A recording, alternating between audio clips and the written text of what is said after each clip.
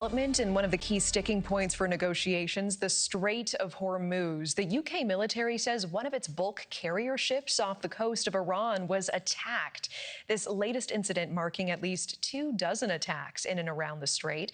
But President Trump now laying out a new plan called Project Freedom. He says it'll help those stranded ships move through that key waterway. And here's what we know tonight.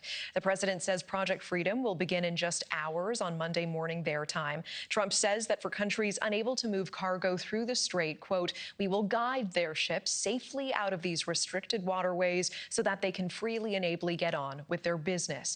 NewsNation's Chris Flanagan live at the White House for us tonight. And Chris, tell us more about Trump's Project Freedom. It is set to start in just a few hours.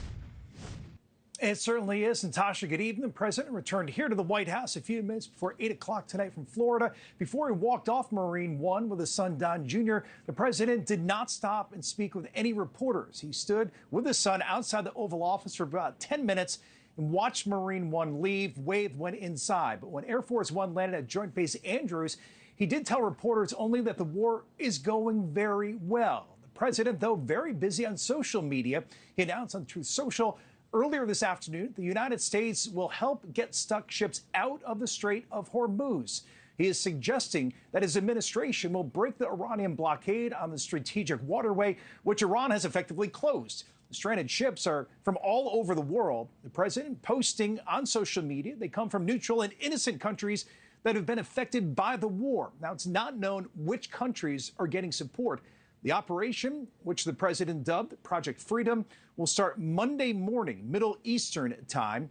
Now, U.S. Central Command saying its forces will begin supporting Project Freedom to restore freedom of navigation for commercial shipping through the strait, and will include guided missile destroyers and more than 100 land and sea aircraft, plus multi-domain unmanned platforms. Well, President Trump says the ships that are locked in the strait are running low on food and everything necessary for large-scale crews to stay on board in a healthy and sanitary manner. He warned if this process is interfered with at all, that interference will be dealt with forcefully. It's still unclear how the campaign will proceed or whether it will involve any coordination with Tehran.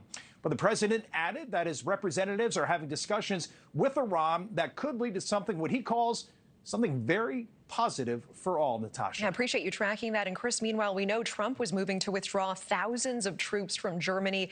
Is the German chancellor backtracking some of this tonight? Yeah, Chancellor Merz says he is not giving up on working with the president, despite their war of words over the war in Iran. He made those comments during a TV interview on Sunday as he sought to downplay any tensions with President Trump. As NewsNation's Kelly Meyer reported, the U.S. is pulling 5,000 U.S. troops from bases in Germany over the next year. But the president warns that number could be higher. We're going to cut way down, and we're cutting a lot further than 5,000.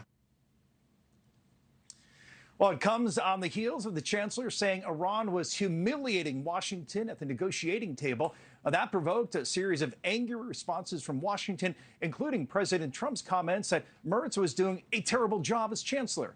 Merz on Sunday saying the U.S. decision on troops had no connection with the recent disagreements. Yeah, very interesting. Chris Flanagan live at the White House with that tonight. Thank you. Thank you for watching. Subscribe below and download our NewsNation app right now on your phone, and you will get fact-based, unbiased news for all Americans.